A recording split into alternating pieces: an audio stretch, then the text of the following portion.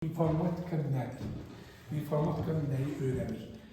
Təbii ki, bax, belə bir şey deyək də, hər bir elm sahəsinin öz predmenti var.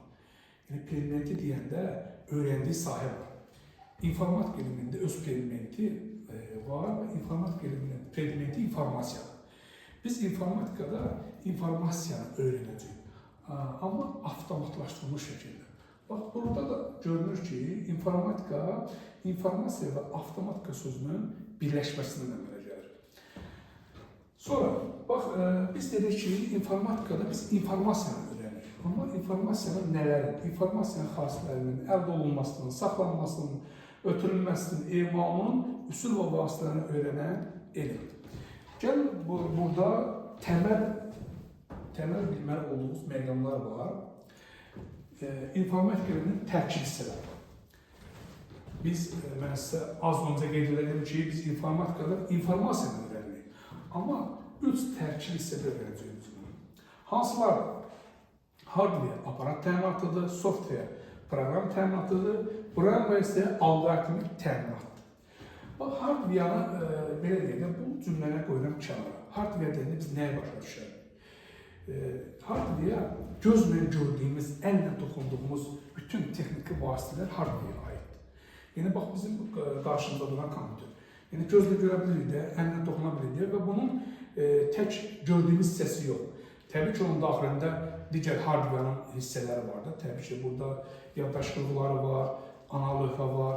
Təbii ki, bunları biz hissə-hissə, ayrı-ayrı bölmə şəklində keçəcəyik. Bu sadəcə ilkin anlayış, ilkin tanışlıq. Sonra software, proqram təminatı. Proqram təminatı belə deyək də, elektron hesablama maşınlarına istifadə olunan bütün proqramlar, yəni bu hardware-ın daxilində olan bütün proqramlardan bəhs edir. Onlardan istifadə qaydalarını öyrənir, onların istifadə qaydalarını öyrənən bir bölmədir. Sonra buraya alqoritmik təminatdır. Alqoritmik təminatda hər hansı bir məsələnin həlli üçün yaradılmış alqoritmdir. Onlar necə yaratmaq olar, ondan necə istifadə etmək olar. Bu təməl bilgilərdir və təməl bilgilərdən biri də verilən informasiya bilikdir. Bax, nədir bu verilən informasiya bilik? Verilən deyəndə ilkin aldığımız məlumat, ilkin gördüyümüz məlumat, yəni verilənlərin mənasının olub-olmamanın üçün heç bir əhəmiyyəti yox. Yəni, kənardan biz nəsə məlumat eşidiriksə, bu veriləndir. Nəsə astığımız kompüterdə nəsə məlumat görürsə, bu veriləndir. Gəl belə deyək də, bunu danışın və həyatla əlaqələndirək. Bu sinifimizlə əlaqələndirəcək bunu. Daha yaxşı başa düşmək üçün. Verilən informasiya bilik, verilən ilkin olan məlumatdır. Bunun mənasının olub-olmamanın üstün heç bir əhəmiyyət yoxdur. İnformasiya verilənlərin faydalı məzmunudur. Bilik isə sonda qərar qəbul üçün bizə lazım olan informasiya. Nədir bu? Deyək ki, adı nədir sizin bəyətdiniz? Sadət. Sadət. Deyək ki, bir vərəq üzərində yazılıb ki, sadət, sonra 5 yazılıb, sonra informatika yazılıb, tarix yazılıb. Yəni, qeyri-ardıcılıqla da, ixtiyar şəkildə orada məlumatlar var. Amma biz bilmirik ki, bu 5 sadətin qiymətidir, oxuduğu məktəbin nömrəsidir. Yəni, ilkin məlumatdır. Bunun verilənlərdə az öncə qeyd elədim axı, mənasının olub-olmağının üçün əhəmiyyəti yoxdur. Yəni, ilkin aldığımız məlumat. Oradan oxuyuruq ki, sadət haqqında belə məlumatlar var. Amma təyin edə bilmirlər. İnformasiya nədir? Dedi ki, verilənlərin faydalı məzmunudur. Faydalı məzmunudur. İndi informasiya bu verilənlərdən nə əldə edilir? Deməli, yazılır ki, orada sadət informatikadan qiyməti 5-dir. Bildiniz necə? Bilik isə sonda qərar qəbul üçün dedi ki, aldığımız informasiyadır. Mən baxıram ki, sadətin qiymətlərinə, görürəm ki, informatikanın qiymətləri çox yüksəkdir bunun. Mən qərar qəbul edirəm ki, sadəti məktəbimizi təmsil edirlər informatika fən həndəsində. İndi siz başa düşürsünüz burada məsələdir. Verilən, nə idi verilən? İlkin aldığımız məlumat, gördüyümüz, aldığımız məlumatdır. İnformasiya bu verilənlərin faydalı məzmunudur. Bilik isə sonda qərar qəbul üçün lazım olan informasiyadır. Bu da təməl bilgilərdir. Təməl bilgilərdir. Bunu kitabda da rastlaşacaqsınız. Bizə əsas məsələ başlayır bizə deməli, informasiyanın növləri. İnformasiyanın 5 növü var. Görmə informasiyası, səs informasiyası, dad informasiyası, qoxu informasiyası, takt informasiyası. Bu şəkillərə nə üçün burada qeyd olunub, nədir məsələ? Biz 5 duyğu üzvlərimiz vasitəsilə bu informasiyaları qəbul edirik. Yəni, biz görmə informasiyasından danışırıqsa, biz bunu nəylə qəbul edə bilərik? Gözümüz vasitəsilə qəbul edə bilərik, düzdürmü? Səs informasiyası biz nəylə, hansı duyğu üzvümüz vasitəsilə qəbul edə bilərik? Qulağımız vasitəsilə, həmçinin dad informasiyasının dilimiz vasitəsilə, nəsə içəndə, nəsə yiyəndə biz bunu istəyirik, düzdürmü? Sonra qoxu informasiyası burun vasitəsilə, taktil informasiyanın əl deməzdim, bu dəri vasitəsilədir. Yəni biz hardasa belə əyləşəndə belə hiss edirik ki, burada yer möhkəmdir, soyuqdur və yaxud da başqa bir də məlumat əldə edilmiş olur. İnformasiyanın 5 növü var. Bax, bunu bilmək çox vacib olan bir məqamdır. Hansılardır? Kim deyə bilər? Görmə informasiyası, səs informasiyası, dad informasiyası, qoxu informasiyası və taktil informasiyası. Biz bunları suallarla tanışanda görəcəksiniz, nə formada istifadə edəcəyik. Təbii ki, bunlar situativ suallar olur bunlarla bağlı. İkinci bir məsələ. İnformasiyanın xassələri. İnformasiyanın 5 xassəsi. Biz bunların adını informasiya növləri kimi əzbər bilməliyik. Nəyə bilməliyik? İnformasiya xassələri obyektivlik, etibarlıq, anlaşılılıq, aktuallıq və tanıdıq. Gəlin bunları bir-bir təhlil edək. Təhlil etmək çox vacibdir. Bilməli ki, obyektiv deyəndə nəyə nəzərdə tutulur və yaxud da etibarlı deyəndə nə nəzərdə tutulur. Bax, obyektiv informasiya. Gəlin belə deyək, bundan kənara bir yer çıxaq. Subyektiv fikir var. Subyektiv fikir bu sizdə nədir? Yəni, insanın şəxsin özündən məhsul olan bir fikir. Necə? Öz fikri nasıldır? Yəni, insanın özündən asılı olan bir fikirdə. Mən deyirəm ki, belə deyək də, bir də var, obyektiv fikir var, bir də subyektiv var. Obyektiv fikir heç kəsin şəxsi fikrinə asılı deyil. Yəni, burada nəyəsə konkret ölçü cihazına əsaslana bilər, konkret ölçü cihazına əsaslana bilər. Misal çəkək deyəmə, deyək ki, stolun üstündə nəsə bir çanta var, belə deyək. Deyəm, uşaq, gəlin bir çantanı götürün əlinizə və bunun haqqında məlumat verin, yəni ağırlıq haqqında məlumat verin. Deyək ki, gəlir bu, adı nə idi sənin? Murad gəlir götürür, deyir, müəllim, bunun çəkisi 2 kiloqramdır. Sonra digər bir yoldaş gəlir, deyir ki, müəllim, bunun çəkisi 5 kiloqramdır. Hərə bu, yəni deyilən fikirlər subyektivdir, yəni şəxsin özünə məhsul olan bir fikirdir, onun ehtimalıdır. Amma obyektiv fikir bunların heç birindən asılı deyil. Konkret nəyəsə əsaslanmalıdır. Götürürəm mən tərəzini, götürürəm, çəkirəm. Görürəm ki, bunun çəkisi 1 kilo 200 qrammış, məsəl üçün deyirəm də. Yəni, artıq bu 1 kilo 200 qram obyektiv oldu. Yəni, heç kəsin fikrinə asılı olmadı. Yəni, obyektiv deyəndə biz nəyə nəzərdə tutacaq? Nə fikirləşəcək? Heç kəsin fikrindən asılı olmadı. Onun yəni informasiya nə olacaq? Obyektiv informasiya. Bu ölçü cihazlarına əsaslana bilər. Yəni, əsas situasiyada bunlara fikir bilməlisiniz. Sonra gəlir tam informasiya. İnformasiyanın tamlığı. Gəl, belə deyək, qısa tərif deyim ondan bağlı. Aldığımız informasiya qərar qəbul üçün kifayət edən tam informasiya, informasiyanın tamlığıdır. Deyək ki, bax, bugün dərs olacaqdır. Siz sınav dərs olacaq və siz məlumat verir ki, Səlimə xanım sizə saat belə deyək, bu ayın 6-dır, düzdürmü? Ayın 6-sı informatika dərsi olacaq, sınav dərsi olacaq. Sizcə bu aldığınız, Səlimə xanımın aldığınız informasiya tamdır yoxsa yox? Nəyə görə tam deyil? Yəni, informasiyanın tam olması üçün, yəni qərar qəbul üçün, bura nə vaxt gələcəksiniz? Qərar verməlisiniz də. Səlimə xanım desəydi, ayın 6-sı, saat 2 tamamda, desəydir ki, informasiya tam olacaq. Yəni, sizin qərar qəbul eləməyiniz üçün informasiya kifayət olmalıdır. Yoxsa, belə deyək, ayın 6-sı, səhər saat 9-dan saat 6-ya bir bura bağlanan ki, gəl burada durası deyirsiniz ki. Yəni, informasiyanın, yəni qərar qəbul üçün kifayət eləməlidir Səlimə xanımın birinci verdiyi informasiya. Saatı, vaxtı, məkana dəqiq deyirsə, yəni qərar qəbul üçün kifayət edirsə, bu nədir? İnformasiyanın tamlığı. Sonra aktual informasiya. İnformasiyanın aktuallığı. İnformasiyanın aktuallığı cari zamana uyğunluğu ilə hesablanır. Cari zaman deyəndə kimlə başa düşür? İndiki zamanımızda. Yəni indiki zamanda, indiki anda aldığım informasiya sizə lazımdırsa, bu aktual informasiyadır. Yox, aldığınız informasiyanın sizin heç bir əhəmiyyəti yoxdursa, bunun sizin heç bir aktuallığından söhbət gedə bilməz. Sonra anlaşılma informasiya. Anlaşılma informasiya, sən bir dəfə keçmişsən, bunlara sual verəcəm. Anlaşılma informasiyaya aid nə misal çəkə bilərsiniz? Lap siz qıraqda oturun. Nə fikirləşirsiniz? Yox, siz öz fikrinizi deyin. Nə deyir, nə başa düşürsünüz, nə anlayırsınız, nə anlaşılır. Yəni, bax, deyirəm ki, müəllim, siz danışırsınız, sizin danışdığınız dili biz başa düşürük, biz nə deyirəm sizə. Düzdürmü? Bu aldığım informasiya başa düşdüyüm dillərdirsə, bu nə deyir? İnformasiyanın anlaşılırlığı. Mən sizin bilmədiyiniz bir dildə, mən burada dərs izah edəsəm, artıq sizin informasiyanın anlaşıllığı nə olur? Pozulur. Yaxşı, çox bu qədər sadədir. İnformasiyanın etibarlığı. İnformasiyanın etibarlığı, o vaxt informasiyanın biz etibarlı olduğunu təyin edə bilirik ki, yəni informasiya bir neçə mənbədən üst-üstə düşməlidir, rəsmi mənbələrə əsaslanmalıdır. İndi deyək ki, hər bir sosial şəbəkədən istifadə edirsiniz. Düzdürmü?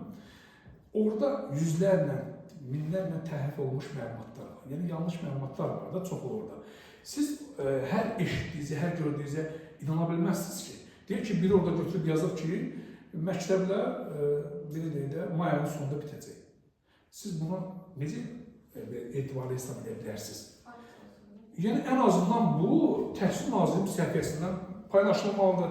Ya rəsmi mənbə olmalıdır, ya da ki, bir neçə belə deyək, mənbədə üst-üstə düşməlidir. Gəl belə deyək, Azərbaycan televiziya kanalları ki, yoxdur. İndi bizim istifadə edelim, AS TV-dir, nə bilim, Xəzər var, sonra Spes var, deyəsən var. Bunları biz aldığımız məlumatı, informasiyanı biz belə deyək də, etibarlı hesab edə bilərik, yoxsa yox? Rəsmi dövlət qanununda, yəni biz bunu necə etibarsız hesab edə bilərik? Etibarsız hesab olan informasiyalar, yəni kimsə şəxs olaraq yazdığı məlumatlardır, kimsə sosial şəbəkədə paylaşa bilər, və yaxud da kimsə qıraqda danışa bilər, amma düz də danışa bilər. Siz orada kimsə ağzından belə deyək, məktəbdə eşitirsiniz belə bir məlumat, dedim o rəsmi kanalda görürsünüzsə, rəsmi mənbədən oxuyursunuzsa, üst-üstə düşdü də, düzdürmü? Bir neçə yerdən üstə düşürsə, bu nədir? İnformasiyanın etibarlıdır. İndi bunlarla bağlı suallar verəcəm sizə. Təbii ki, dərsiniz davam edir, bitək sonra kimi. İndi informasiyanın, gəl belə deyək, xassələrin kim xatırlayır? Gəl belə deyək, sonra. İnformasiyanın xassələrin kim xatırlayır, kim deyər mi? Anlaşılır. Siz sayın. Siz sayınız. Etibarlılık, Anlaşılır. tamlık, obyektlik, Bir də aktor. Yaxşı.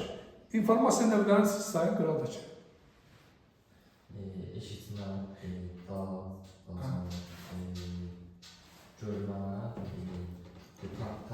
Bax, biz təbii ki, sizə bu dərsi oxumaz, amma bir şey sizə. Siz bunu duyğu üzvləriniz vasitəsilə eləcə saxlaya bilərsiniz. Göz məsələsi duyğu üzvləri, görmə informasiyası, burun vasitəsilə, qoxu informasiyası, qulaq vasitəsilə nədir? Səs informasiyası, dili vasitəsilə, dadı informasiyası. Duyğu üzvlərinizi təbii ki, yaddan çıxadasınız deyirsiniz ki, hər cür cüzüyə baxında özünüz görürsünüz. Yəni, siz bunu bu format yerdə saxlaya bilərsiniz. Sonra gəlir burada informasiyanın təqdim olunma formaları. Gəlir baxaq, informasiyanın təqdim olunma formaları nə, hansılardır? Yəni, biz bizdə olan informasiyada hansı formada qarşı tərəfə təqdim edə bilərik? Mətn formasında təqdim edə bilərik. Mətn bilirsiniz də, web səhifələr, hansı bunlar nəyə aiddir? Mətn informasiyasına aiddir. Sonra ədəd informasiyası, ədəd, tarix, zaman, riyazi ifadələr, rəqəmlə yazılan nə varsa, hamısı nə aiddir bunlar? Ədəd informasiyası. Qrafik informasiya, şəkil, çerkyor, sxem, pota şəkillər. Ən çox uşaqlar bu qrafik informasiyada biraz çaşqınlıq yaranır. Burada çerkyor, sxemdə. Çerkyor, sxem nə varsa, ümumiyyətlə, bunlar hamısı nə aiddir? Qrafika aiddir. Səs informasiyası, musiqi, küy, səs, insanın qavradığı səs. Yəni, bu dəqiqə siz hansı informasiya alırsınız? Səs informasiyası, sonra görmə informasiyası, düzdürmü? Hal-hazırda istifadə edirsiniz. Sonra video informasiyası var. Video filmlər, video çıxartlar, yəni hərəkət edən, nə görürsünüzsə, bunlar nədir? Video informasiyası. Belə, informasiya təqdim olma formalardır. Bir dənə təkrar baxımına suallara baxacaq. Yəni, bu sualın biri sizə göstərir. Kim səhv verəmsə 24 olmalı. Baxın suala.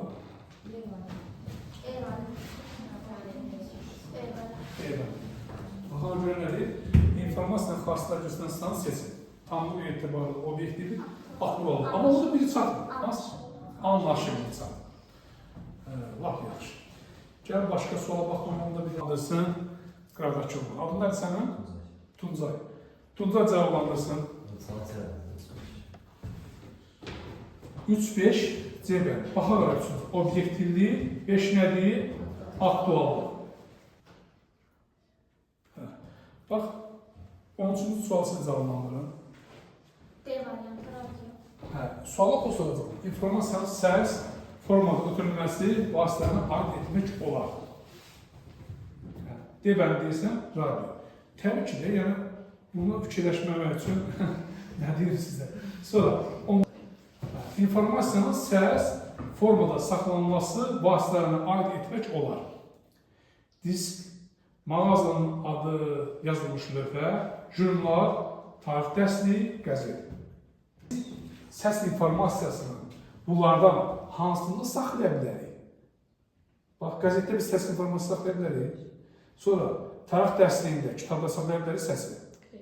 Sonra, jurnalda saxlaya bilərik. Sonra nə var? Mağazanın adı yazılmış lövhə. Yazılıb, burada nə bilir, hər hansı bir marşın adı yazılır. Orada səs informasiyası saxlaya bilərik. Harada saxlaya bilərik? Diskin içində saxlaya bilərik də, düzdürmü? Sonra, baxaq siz. 15-ci sual.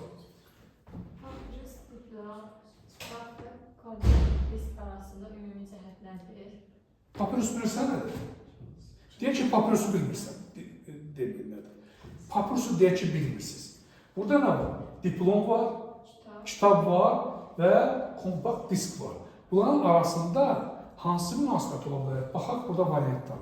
İnformasiyanın saxlanması, onlar haqqında materiallar, istehsal üsulu, qiyməti və forması. Forması bilir ki, diplom başqadır, sonra kitab biraz fərqli olur, kompakt disk tamam fərqli olur, düzdürmü? Qiyməti də fərqli ola bilər, bunu hesab edə bilməliyik. İstehsal üsulü də disk başqa cür istehsal olur, kağız başqa cür istehsal olur. Onların hazırlandığı material təbii ki, bu da fərqlidir. Nə qalır orada? İnformasiya saxlanması. Biz diplomda şəxs haqqında məlumat var, düzdürmü? Təhsili haqqında məlumat var da. Sonra kitabda da istənilən məlumat ola bilər. Kompakt diskdə də biz məlumat saxlaya bilərik, düzdürmü? Yəni, çox, belə deyək də, mənə gəlir ki, dərin suallar deyil. Sadə suallardır, deyim. Sonra sonuncu sualı kim desin, siz deyin. Bəxtən hazırlaşırdı. Hə, niyə? Bax. Niyə? Bax, nə deyə bilərsən? Neydir? Onun işi nədir? Məlumat toplamalıdır da. Burada nə deyir? İnformasiya toplaması. Sonra siz qaldınız, sizin də bir sual da var. Görək nə var? Oxuya bilirsən mi? Buyur. Gəl belə deyək, bunu saxlayaq. Burada deyək, vizual nədir? Görmədim. Vizual informasiyanın növü. İnformasiyanın növlərini gəl tapıldı, yaxşı. İnformasiyanın neçə növ var idi birinci növbədə? 5 növ var idi. Hansılar idi? Mən 3-dən başlayayım da. Güzel. 3-dən Üçüncüdən başda informasiyanın təqdim edilmə formaları. Aha, buyur. Ola bilər, 3-dən D ola bilər. Mətin deyil, biri mətin deyil, sonra ədədi deyil, mətinə ədədi. D variantı. Variantı ne tələsir? Niye variant tələsirsən? Bu nə oldu? İnformasiyanın təqdim olunma formları. Yaxşı, informasiya xassələri burada hansılardır? Tamlıq, başqa var? Sonra nə var burada? İnformasiyanın növləri. Bir də hələ bir sual hocam bizə nə istəyirsən? Uyğunluğu müəyyən edin. Müəyyən edək. Burada saxlanması, informasiyanın saxlanmasıdır. Aha. Bərabərsizlik sisteminin həlli, Nəyin bərabərsiz sistemin həlli? informasiyanın emalı. Emalı. Aha, sonra? Gün ərzində xəstənin hərarətinin ölçülməsi də informasiyanın emalıdır. Sonra nə var? Kimlə fikir var bununla bağlı? Üçüncüdə A. Üçüncüdə A. Niyə A? Üçüncüdə? Qızılmanı ölçən bilirəm, hətta bunun qızılmasını götürsün. Yox, götürdüm deyil. Yəni, bizim qızdırmanı ölçməkdə, bax, deyir ki, gün ərzində xəstənin hərarətinin ölçülməsi. Neynəsən? İnformasiya qəbul edirsən.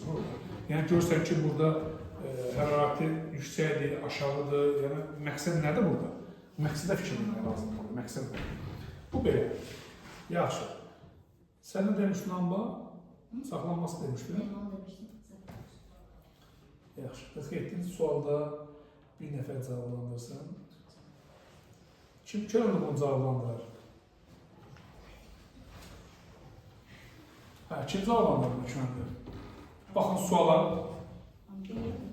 Yox. Tələsməyim deyil, Demək istəyən buyur. Obyektivlik, tamlıq, aktuallıq daha çox yayılan informasiya, yəni insan başa düşəcək. Yox. Tələsmə. Tələsmə. Buyur. Obyektivlik nədir? Variantları bir oxu, sonra biləcəksən. Bu qalsın kənara. Bu istəyən oxu. Birə qeydir. Tələsmə. Gəl belə deyil. Birinci oxu. Obyektin vəziyyəti haqqında düzgün qərar qəbul etmək üçün kifayət etməsi Nədir? tamlıqdır. Bu tamlıqdır. Sonra İnformasiyanın bir şəxsin fikrindən asılı olmaması obyektivlikdir. obyektivlidir. İnformasiyanın bir neçə mənbədən üst-üstə düşərək uyğun olması aktuallıq. Bir neçə mümkün üstə düşürsələr bu etibarlıdır. İnformasiyanın cari zamanda uyğun olması aktuallıqdır bu. Bəli. Yalnız konkret insan başa düşəcəyi informasiyada obyektivlik. Anlaşıldı. Bəzilər burada qeyd olunmuyor. Burada üçü qeyd olunmuyor. Ona görə tələsməyin cavab verirlər. Yaxşı, 44-ə baxmadın ki? 44-ə baxmamız. 44-ə yaxşı. 44-ə kim cavablandıracaq? Bir nəfər könüllü lazımdır bizə. Kim cavablandıracaq 44-ə? Yox, siz cavablandırırsınız. İnformasiyanın cari zaman alınma uyğunluq dərəcəsidir. Neydi bu? Bu Cari zaman. Heç bu variantlar qoyaqlar. Bu qalsın kənarda. Burada hamısı qeyd olunmuyor. Burada 5 variant var, burada 3 variant var. Gəl belə deyək. Birinci bax, informasiyanın cari zamanın uyğunluq dərəcəsi. Yəni indiki zamanın uyğunluq dərəcəsi. Neydi? Aktuallığı. Sonra buyur. alınan mübəlliğə informasiyanın daha aydın başa düşülən formada olması gərəkdir. Bu Daha aydın başa düşəcəyi formada verilməsi. Anlaşılmalıdır. Özləri sualın əslində cavabında şey var. Sadəcə bir balaca rahat olmaq lazımdır, cavablandıracaqsan. Növbətini oxu.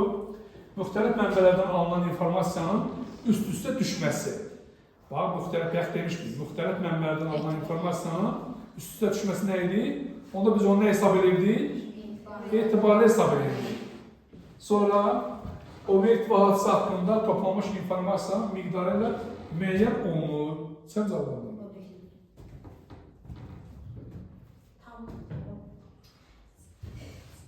Yox, bir dəqiqə sakit olmalı. Buyur. D-lə Y-nin hansı nəyə aid olduğunu oxu. obyektiv və ya hadisə haqqında toplanmış informasiyanın miqdarı ilə müəyyən olunur. Yəni bütün məlumatlar tamdır. Tamam. Sonra informasiyanın obyektiv gerçəkliyə uyğun olması bu da obyektiv. Obyektivlik. Niyə oldu obyektivlikdə? Digər nə oldu? D-oldu nəyə? Miqdarı ilə varsa, bu da tamlıqdan sonra. Yaxşı. Deməli ki, burada məncə 47 nə edir son. sual. Bax, birinci mövzunun bu sualların yarısı ayətli informasiya təhlükəsizliyidir. İnformasiya birinci mövzunun 16-cı mövzu testi bir yerdə verir. 16-cı mövzu bu birinci mövzu qədər qısadır. O da nəzəriyyədir. Orada bir dənə Sezar şifrələməsi var, bir balaca məntiq tələb edən. Digəri bax birinci mövzu kimi rahatdır. Bu belə.